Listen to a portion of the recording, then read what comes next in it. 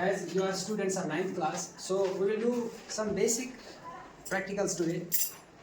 They are related with how we can distinguish different chemicals based on their character. The character which we will observe today is their acidic or basic character. चाहे कोई भी chemical हो आपकी lab में जो है उन सबको हम क्लासीफाई करते हैं इनटू एसिड्स एंड बेसिस, और साथ में एक और क्लास होता है उसको हम बोलते हैं salts, acid base and salts. आपकी लैब में ये जो आप केमिकल्स दिख रहे हैं बोटल्स में, इनमें बहुत सारे केमिकल्स एसिड्स है, बहुत सारे बेसिस है और कुछ साल्ट्स भी, ठीक है ना।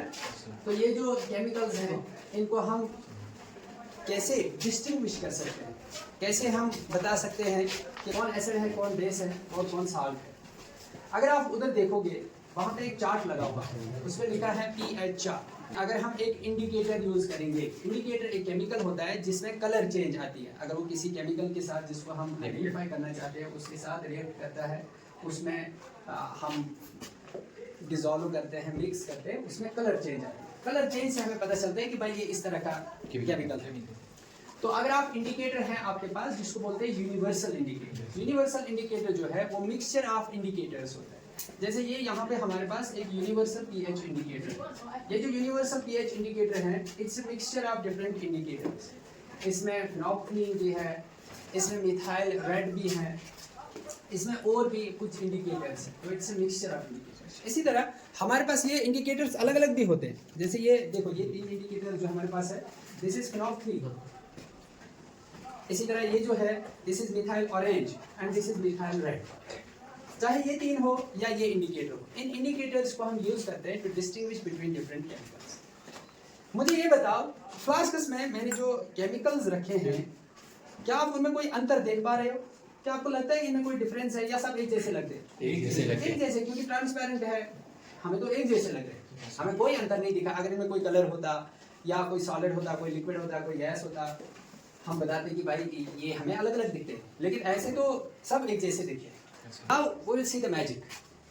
हम ये यूनिवर्सल इंडिकेटर लेंगे, इसकी कुछ ड्रॉप्स हम इनमें डालेंगे, हम देखेंगे कि क्या अब सेम चीज़ हम डाल रहे हैं इनमें। तो अगर ये सेम है तो प्रोडक्ट जो हमारा है वो सेम होना चाहिए। अगर उसमें कोई कलर है सेम होना चाहिए। अगर हमें कुछ और दिखाई दिया इसका मतलब है इनमें अलग अलग चीज़ें। आप देखते जाइए,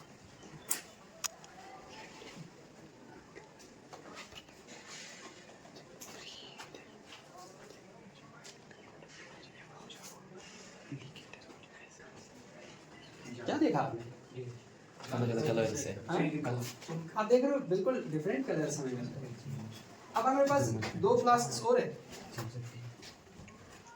इनको भी हम टेस्ट करते हैं, इनको भी चेक करते हैं।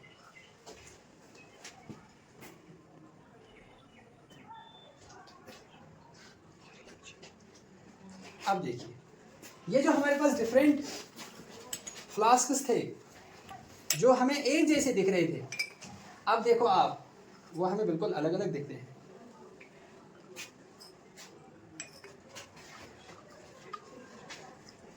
अलग अलग इसलिए दिखते हैं क्योंकि अब इनने डिफरेंट कलर्स दिए।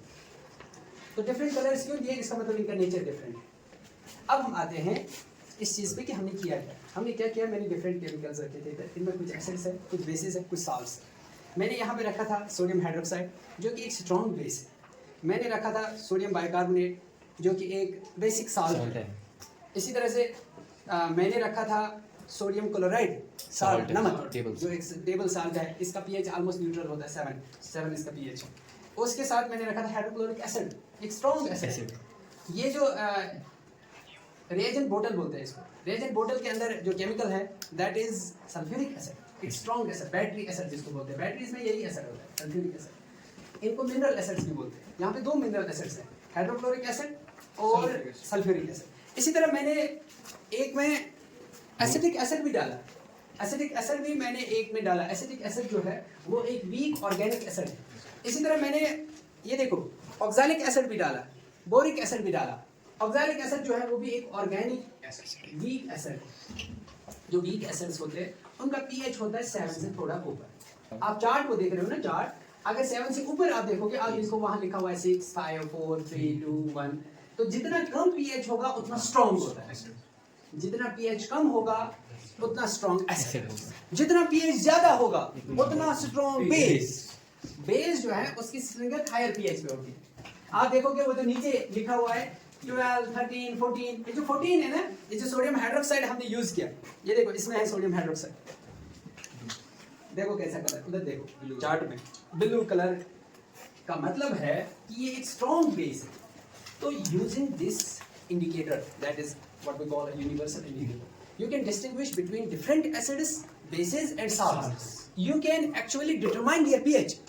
अब आप इस कलर को टैली करोगे उस चार्ट के साथ, तो आपको कलर से pH पता चल जाएगा।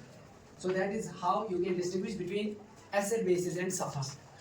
अब जानते हैं एसिड क्या होता है, बेस क्या होता है, साल्ट क्या होता है? क्या आप लोगों को आइडिया है एसिड बेस साल्ट का? हाँ, क्या होता है एसिड, क्या होता है बेस? एसिड वो सब्सटेंस होते हैं जो वाटर के कंटेक्ट एक्वस सॉल्यूशन में जब डाले जाते हैं H पॉजिटिव रिलीज करते हैं। हाँ, और base this is OH negative release करते हैं। हाँ, और साल्ट्स? साल्ट्स न्यूट्रल होते हैं।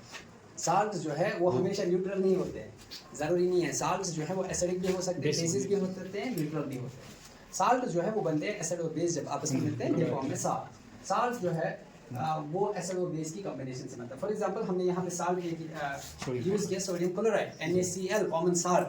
तो ये कॉमन साल्ट बन सकता है अगर आप सोडियम हाइड्रोक्साइड और हाइड्रोक्लोरिक एसिड HCl दोनों स्ट्रॉन्ग, HCl भी स्ट्रॉन्ग, NaOH भी स्ट्रॉन्ग। जब दो स्ट्रॉन्ग एसिड और बेस को आपस में मिलाते हैं तो साल्ट जो बनता है वो न्यूट्रल होता है। अभी मैंने आपको बोला कि कुछ साल्ट जो है वो न्यूट्रल होते हैं, कुछ एसिडिक होते हैं, कुछ बेसिक होते हैं। किस बेस पे हम ये डिस्टिंग्विश कर पाएंगे कि कौन एसिडिक होगा, कौन बेसिक होगा और कौन न्यूट्रल साल्ट होगा? अभी मैंने आपको बताया एक स्ट्रॉन्ग एसिड स्ट्रॉन्ग बेस जो है वो न्यूट्रल साल्ट बनाएंगे, एक स्ट्रॉन्ग एसिड और वीक बेस एसिडिक साल्ट बनाएगा क्योंकि स्ट्रॉन्ग एसिड था इसमें। इसी तरह से एक स्ट्रॉन्ग बेस और एक वीक एसिड जो है वो बेसिक साल्ट बनाएगा। सिंपल। तो इस तरह से आप डिस्टिंग्विश कर सकते हो between acid, base and salt. जैसे इसने बोला कि एसिड जो है वो हम डिफाइन करते हैं कि एसिड वो होता है जो H पॉजिटिव आयन देता है। H positive ion, H positive ion जब निकलता है पानी के कांटेक्ट में आने से हम बोलते हैं ये एसिड है। चाहे H पॉजिटिव बहुत ज़्यादा निकले या कम निकले, H पॉजिटिव कितने निकलते हैं उसको डिटरमाइन करता है pH। pH जो है ये एक्चुअली आपको आइडिया देता है कि कितने H पॉजिटिव आयन्स हैं इसमें, कितनी कंसंट्रेशन है H पॉजिटिव। H पॉजिटिव और OH नेगेटिव, आपने अभी कहा बेसिस जो है वो OH नेगेटिव देते हैं, क्या बेसिस में H पॉजिटिव बनता ही नहीं है? बताओ, क्या बेसिस H पॉजिटिव नहीं देते हैं?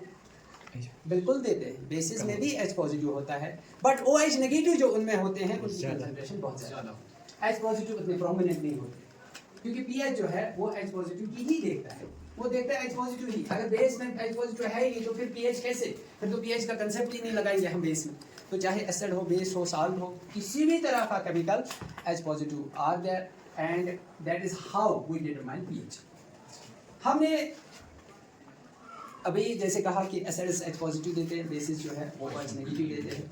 या एक और डेफिनेशन है, इसको बोलते हैं ब्राउनस्टेड एसिड बेस डेफिनेशन, ब्राउनस्टेड ने दी थी। इसी तरह से एक लिविस ने डेफिनेशन दी थी, Lewis acid base definition. Lewis बोलता है कि अगर इलेक्ट्रॉन एक्सेप्ट करता है कोई, तो इलेक्ट्रॉन एक्सेप्ट कर सकता है तो वो एसिड है, अगर इलेक्ट्रॉन डोनेट करता है वो बेस है। जो इलेक्ट्रॉन डोनेट करता है दे आर बेसिस। जैसे अमोनिया होता है NH3, अमोनिया के ऊपर, नाइट्रोजन के ऊपर लोन पेयर ऑफ इलेक्ट्रॉन्स होते हैं, जिनके पास इलेक्ट्रॉन होते हैं वो डोनेट कर सकते हैं, they are bases not acids. Bases donate करते हैं इलेक्ट्रॉन, एसिड्स जो है वो एक्सेप्ट करते हैं। एसिड्स जो होते हैं they are usually Lewis acids जो होते हैं, आप आगे जाके पढ़ोगे, जैसे फेरिक क्लोराइड है, इसी तरह एल्युमिनियम ट्राइक्लोराइड है, they are always electron deficient, उनके पास इलेक्ट्रॉन होते ही नहीं है तो वो कहाँ से डोनेट करेंगे? तो एसिड्स जो होते हैं Lewis acids they are electron deficient, वो तो इलेक्ट्रॉन लेना चाहेंगे, वो कहाँ से इलेक्ट्रॉन लेंगे जब उनके पास है ही। आए समझ? तो अब यहाँ पे आते हैं, हमने जो केमिकल्स यूज किए, केमिकल हमने डिफरेंट यूज किए, इनमें स्ट्रॉन्ग एसिड्स भी है, वीक एसिड्स भी है, इनमें स्ट्रॉन्ग बेसिस भी है, वीक बेसिस भी है, इनमें न्यूट्रल साल्ट्स भी है। तो इनको हम डिस्टिंग्विश कर सकते हैं based on this indicator, universal indicator. क्या यूनिवर्सल इंडिकेटर ही हमें बताता है pH? अगर आपको बताना हो एसिड है या बेस, उसके लिए आप यूज करते हो pH litmus paper. Litmus paper वो आपने देखा होगा शायद, देखा है? ये देखो, ये जो है ये पेपर्स, ये है लिटमस रेड पेपर। इसका कलर रेड है इसलिए बोलते हैं रेड, ये रेड है, दिस इज ब्लू, इसका कलर ब्लू है इसलिए लिटमस ब्लू है। और ये जो है ये सेम वही चीज है जो हमने यहाँ से निकाली। दिस इज यूनिवर्सल इंडिकेटर, ये यूनिवर्सल इंडिकेटर पेपर है, ये पेपर की शक्ल है। ये जो पेपर है इसको भी अगर हम इन डिफरेंट सोल्यूशंस में डाल दें तो इस पेपर का कलर अलग अलग होता है। इन पेपर का कलर अलग अलग नहीं होगा, चाहे स्ट्रॉन्ग एसिड हो, वीक एसिड हो। ब्लू लिटमस जो है वो रेड हो जाएगा। ब्लू लिटमस को हम यूज करते हैं एसिड चेक करने में कि एसिड है या नहीं। ब्लू लिटमस हम एसिड में डालेंगे वो रेड बन जाएगा। और जो रेड लिटमस है इसको हम बेस टेस्टिंग के लिए यूज करते हैं ब्लू। अगर आपने रेड बेस में डाला, चाहे स्ट्रॉन्ग बेस है, वीक बेस है, तो ये ब्लू में कन्वर्ट हो जाएगा। तो इस तरह से आप लिटमस पेपर जो है उनसे भी पता लगा सकते हो कि एसिड है या फिर बेस है। इसी तरह से यहाँ पे ये जो मेरे पास फिनोल्फथलीन है, फिनोल्फथलीन को हम बोलते हैं कि ये एक बेसिक इंडिकेटर है। बेसिक इंडिकेटर का मतलब है ये खाली काम करता है बेस में, एसिड में ये काम नहीं करेगा।